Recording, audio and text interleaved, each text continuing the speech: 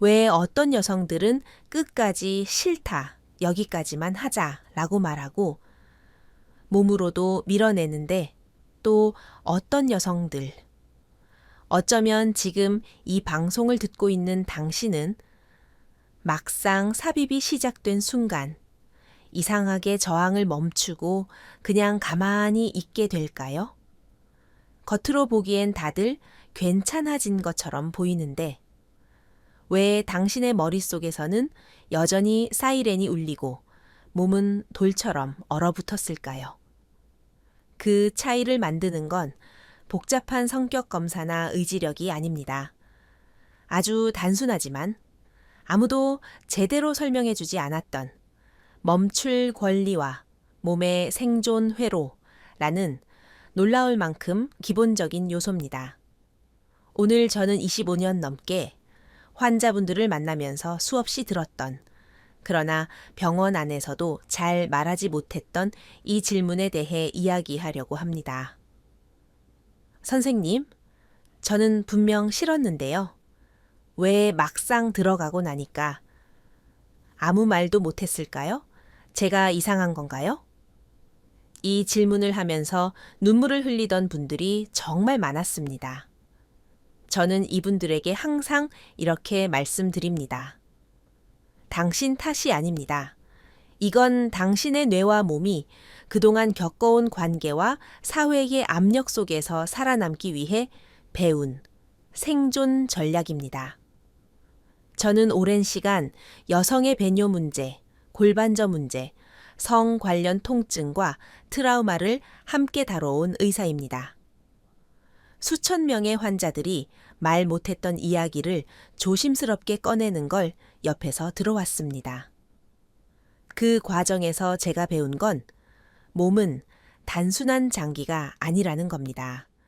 질, 골반저 근육, 방광, 심장, 이 모든 것은 우리가 겪어온 관계, 두려움, 수치심이 그대로 새겨진 기록장이라는 사실입니다.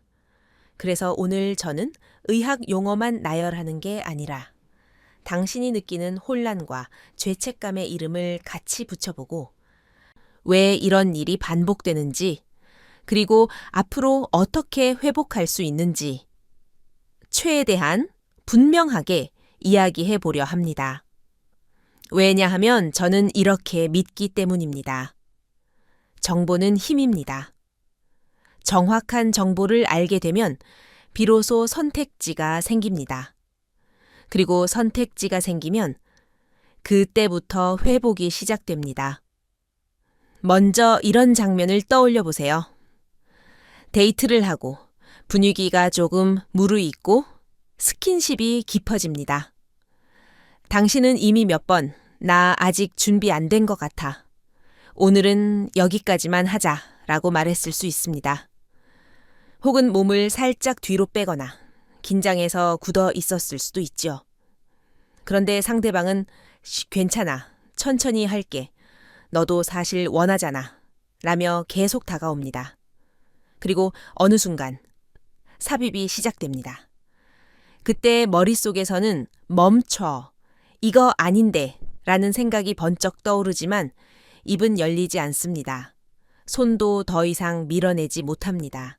그냥 가만히 있게 됩니다. 그리고 끝나고 나서 스스로를 향한 문장이 시작되죠.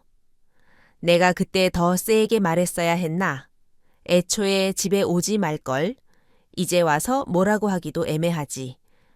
이런 경험, 혹시 당신에게도 낯설지 않나요? 많은 여성들이 이런 상황을 겪고 나서 스스로를 이렇게 평가합니다. 나도 어느 순간 그냥 받아들인 거니까. 이건 강요가 아니라 내가 허락한 거겠지. 하지만 여기서 우리가 꼭 짚고 넘어가야 할 지점이 있습니다. 동의라는 건 처음 한 번만 묻고 끝나는 버튼이 아닙니다. 삽입이 시작되었기 때문에 더 이상 멈출 수 없다는 법칙은 이 세상 어디에도 없습니다. 그럼에도 불구하고 왜 이렇게 많은 여성들이 삽입 이후에는 저항을 멈추고 몸을 포기해버릴까요? 이건 단지 개인의 성격 문제가 아닙니다. 시대와 문화, 뇌와 몸이 함께 만들어낸 조용한 유행병에 가깝습니다. 미투 이후에도 수많은 여성들이 그때 그 상황, 이걸 뭐라고 불러야 할지 모르겠다면서 혼란과 죄책감 속에 여전히 침묵하고 있습니다. 여기에는 우리의 뇌가 가진 아주 오래된 생존 메커니즘이 깊게 개입합니다. 위협을 느꼈을 때 뇌는 세 가지 반응을 준비합니다. 싸우기, 도망가기, 그리고 잘 알려지지 않은 얼어붙기입니다. 여기에 요즘 심리학에서 많이 다루는 네 번째 반응이 하나 더 있습니다. 바로 비위를 맞추기, 상대를 달래며 상황을 덜 위험하게 만들려는 반응입니다. 겉으로는 좋지도 싫지도 않은 척, 그냥 괜찮은 척하는 그 상태가 바로 이 생존 회로의 결과입니다. 뇌 안에서 어떤 일이 일어날까요? 먼저 편도체라는 위험을 감지하는 센서가 상황을 스캔합니다. 지금 이 상황이 나에게 위협적인가를 아주 빠르게 평가합니다. 당신이 과거에 경계가 무시당한 경험, 강요된 성경험, 혹은 작은 불쾌함들이 반복된 기억이 있다면 편도체는 더 민감하게 울립니다. 이거 위험할 수 있어. 동시에 심장은 빨리 뛰기 시작하고 손발은 차가워지거나 근육이 긴장합니다. 자율신경계가 비상 모드로 전환되는 거죠. 이때 분비되는 것이 아드레날린, 코르티솔 같은 스트레스 호르몬입니다. 원래라면 이 경보에 맞춰 전전두엽, 즉 판단과 결정을 담당하는 뇌의 앞부분이 이렇게 말해야 합니다. 싫다고 말하자, 몸을 빼자, 여기서 멈추자. 그런데 문제가 있습니다.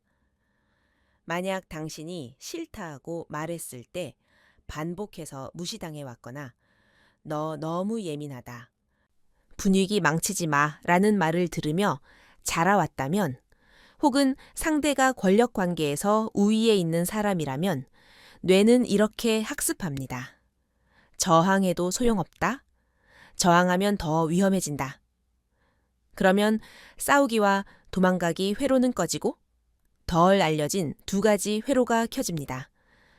바로 얼어붙기와 상대의 비위를 맞추기입니다. 이때 몸에서는 굉장히 아이러니한 일이 벌어집니다. 심장은 미친 듯이 뛰고 근육은 긴장하고 머릿속에서는 수많은 생각이 소용돌이치지만 입은 굳어버리고 목은 막힌 것 같고 목소리가 나오지 않습니다.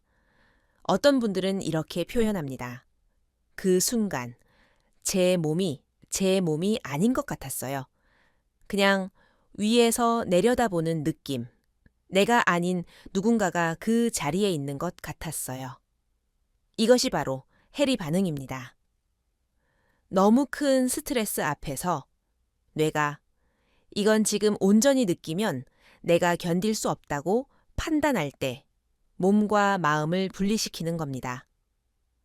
겉으로 보기엔 조용히 가만히 있지만 내부에서는 알람이 풀 일로 울리고 있는 상태. 제가 진료실에서 수없이 보아온 아주 전형적인 패턴입니다. 여기에 사회와 문화가 덧칠을 합니다. 우리는 어릴 때부터 어떤 보이지 않는 식단을 매일 먹고 자랍니다. 좋은 여자가 되기 위한 식단이죠. 드라마, 영화, 로맨스 소설, 포르노, 술자리 농담. 이 모든 것이 매일같이 우리에게 이렇게 속삭입니다. 여자는 조금 싫다고 해도 결국 원한다. 처음에는 밀어내도 결국 받아들이는 게 사랑이다. 삽입이 시작되면 멈추면 안 된다. 분위기를 깨면 안 된다. 이런 메시지는 마치 겉보기엔 건강식처럼 포장된, 그러나 안에는 서서히 몸을 망가뜨리는 독성 물질이 들어있는 음식과도 같습니다. 데이트에서 빠지지 않는 술, 분위기. 성인이라면 이 정도는 괜찮지 않나? 라는 암묵적인 압력은 뇌의 판단력을 흐립니다. 알코올은 전전두엽의 브레이크 기능을 가장 먼저 약하게 만듭니다. 즉, 싫다고 말해줄 수 있는 뇌의 부분이 가장 먼저 취하는 겁니다. 그러면 지금 멈추자, 여기까지만 하자 라는 말을 꺼낼 타이밍을 놓치게 됩니다. 그리고 그 공백을 메우는 건 내가 너무 예민한가? 나만 분위기 못 맞추는 사람인가? 라는 자기 의심입니다. 여기에 또 하나 아주 강력한 심리가 작동합니다. 바로 상대의 감정을 내가 책임져야 한다는 믿음입니다. 여기서 멈추자고 하면 저 사람이 상처받을 거야. 나를 싫어하게 될 거야. 화낼지도 몰라. 그래서 내 불편함, 내 통증, 내 두려움보다 상대의 자존심과 기분을 먼저 걱정하도록 길들여져 온 겁니다. 마치 겉으로는 예쁜 비타민처럼 보이지만 사실은 간과 심장을 서서히 지치게 만드는 약처럼 착한 여자, 분위기 맞추는 사람이라는 역할이 우리 안을 조금씩 갉아먹어 온 거죠. 그럼 그 순간 여성의 몸 안에서는 정확히 어떤 일이 벌어지고 있을까요? 그림을 그리듯 상상해 봅시다. 질 입구와 골반저 근육은 단순한 통로가 아닙니다. 아주 정교한 센서와 문지기입니다. 불안과 공포를 느끼면 이 근육들은 무의식적으로 조여집니다. 이것은 몸이 보내는 멈춰달라는 신호입니다. 어떤 분들은 삽입이 시도될 때마다 극심한 통증을 느끼거나 질경련이 생겨서 아예 삽입이 어려워지기도 합니다. 이 역시 너무 예민한 몸이 아니라 반복된 위협 앞에서 몸이 스스로를 지키기 위해 만든 방어막입니다. 반대로 겉으로는 아무 움직임도 하지 않고 가만히 있지만 뇌와 심장은 풀가동 상태입니다. 이 상황은 안전한가? 더 위험해질까? 내가 지금 뭘 해야 덜 다칠까?를 초단위로 계산합니다. 여기서 또 하나 많은 분들이 혼란스러워하는 지점이 있습니다. 그런데요, 선생님, 그때 제 몸에서 윤활이 나왔어요. 그럼 제가 사실은 원했던 걸까요? 저는 이 질문을 들을 때마다 아주 분명하게 말씀드립니다. 윤활과 흥분은 동의와 다릅니다. 성적 자극이 주어지면 자율신경계는 자동으로 어떤 반응을 합니다. 이것은 마음의 동의와는 별개의 생리적인 반응일 수 있습니다. 몸이 반응했다고 해서 마음이 찬성했다는 뜻은 아닙니다. 몸은 반응하지만 마음은 아니요 라고 말하고 있는 상태. 이때 많은 여성들이 깊은 혼란과 죄책감을 느낍니다. 내 몸이 이렇게 반응했으니 나도 어느 정도는 원한 거겠지. 그러니까 이건 내가 허락한 거야 라고 스스로를 설득하려 합니다. 하지만 이건 뇌와 몸이 서로 다른 언어로 말하고 있는 상황입니다. 그리고 이런 경험이 반복될수록 두려움은 뇌에 더 깊게 각인됩니다. 이후의 성생활, 새로운 관계, 심지어 산부인과 진료나 검사까지 몸은 삽입이라는 단어 자체에 경계태세를 갖추게 됩니다. 그렇다면 여기서 우리가 할 수 있는 첫 단계는 무엇일까요? 저는 이것을 멈출 권리 디톡스라고 부르고 싶습니다. 그동안 머릿속에 쌓여온 아주 익숙하지만 독성이 강한 문장들을 하나씩 배출해내는 과정입니다. 가장 먼저 버려야 할 생각은 이것입니다. 이미 들어갔으니 이제 어쩔 수 없다. 여기까지 왔는데 이제 멈추면 너무 애매하다. 이 생각은 정말 위험합니다. 왜냐하면 이 문장은 이렇게 말하는 것과 같습니다. 내 몸은 한 번 넘겨주면 되돌릴 수 없는 소유물이다. 하지만 사실은 정반대입니다. 당신의 몸은 언제든지 다시 선택할 수 있는 철저히 당신의 것입니다. 삽입이 시작되었다고 해서 멈출 권리가 사라지는 게 아닙니다. 오히려 그 순간이야말로 지금 멈추고 싶어요 라고 말할 수 있는 가장 중요한 타이밍입니다. 두 번째로 버려야 할 것은 상대의 감정을 내가 책임져야 한다는 패턴입니다. 지금 멈추자고 하면 저 사람이 상처받을 거야. 기분 나빠할 거야. 날 나쁜 사람으로 볼 거야. 그런데 잘 생각해보면 이건 이런 선언과 같습니다. 나는 나 자신을 지키지 않겠습니다. 내 안전보다 상대의 기분을 우선하겠습니다. 이것은 관계의 이름을 하고 있지만 사실은 자기 포기입니다. 진짜 건강한 관계라면 한 사람이 자신의 경계를 표현했을 때 다른 한 사람은 상처받기보다 그 경계를 존중하려고 합니다. 만약 누군가가 멈추자는 말에 분노하고 죄책감을 주고 협박을 한다면 그건 당신이 지켜야 할 사람이 아니라 당신이 자신을 위해 거리를 둬야 할 사람입니다. 세 번째로 버려야 할 것은 자기 비난입니다. 내가 애매하게 말해서 그렇지. 차라리 처음부터 집에 오지 말걸. 내가 술을 덜 마셨으면 됐을 텐데.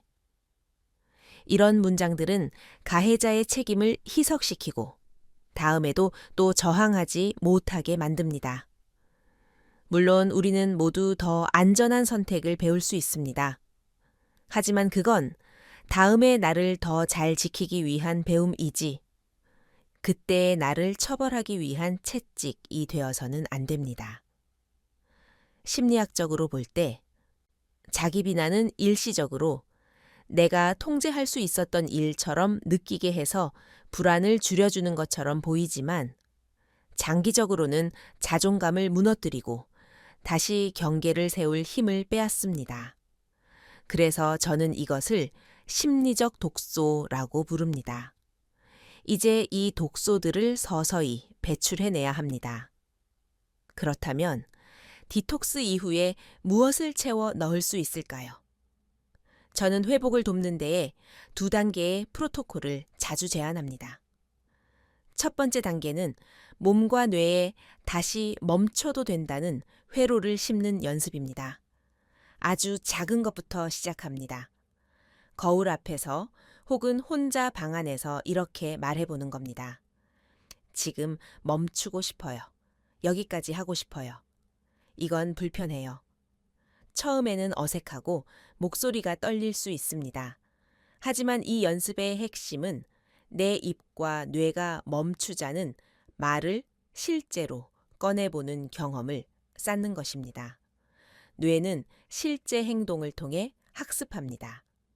그리고 이 작은 문장들이 쌓일수록 당신의 신경계는 이렇게 배웁니다. 아, 나는 멈추고 싶을 때 말할 수 있는 사람이구나. 두 번째 단계는 신뢰할 수 있는 파트너와의 안전규칙 만들기입니다. 삽입 전, 삽입 중에도 언제든지 멈출 수 있다는 규칙을 미리 합의하는 겁니다. 예를 들어 특정 단어를 세이프 워드로 정하거나 손으로 2번 톡톡 치면 지금 멈춰줘 라는 신호로 사용하기로 약속하는 거죠.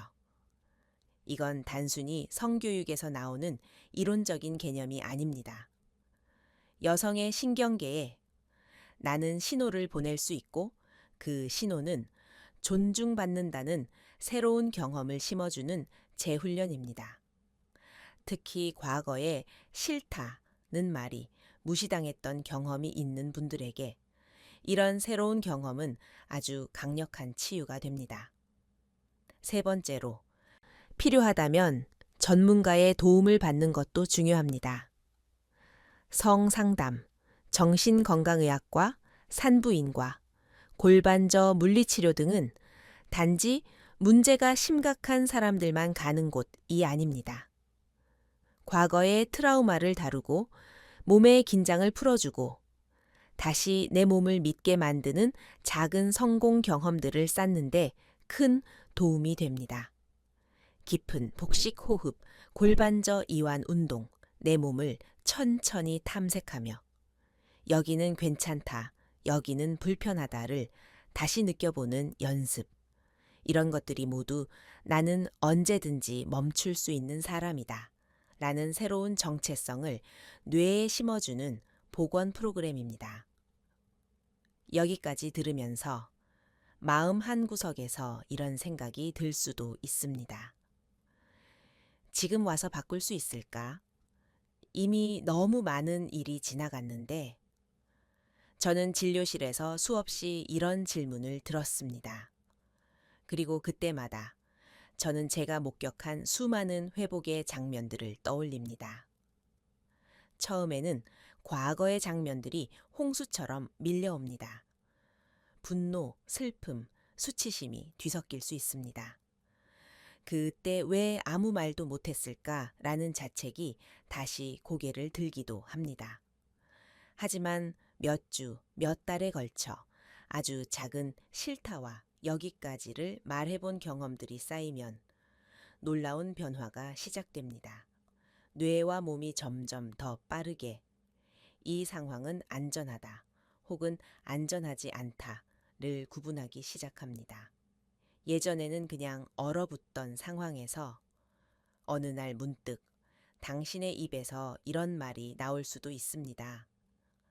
잠깐만, 지금은 불편해. 조금만 천천히 해줄래? 그 한 문장이 나왔던 날을 많은 환자분들이 이렇게 표현합니다. 그날이 제 인생에서 제일 중요한 날 중 하나였어요. 누가 봤으면 별것 아닌 장면이었겠지만 저는 처음으로 제 편이 되어준 느낌이었거든요. 저는 그 말을 들을 때마다 다시 한번 확신합니다. 작은 변화 하나하나가 이미 큰 승리입니다. 파트너와의 관계에서도 변화가 일어납니다.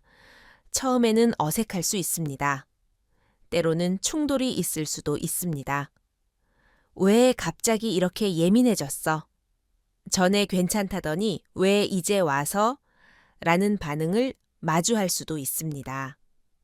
하지만 진짜로 당신을 존중하는 사람이라면 이 과정을 함께 배우려 할 것입니다.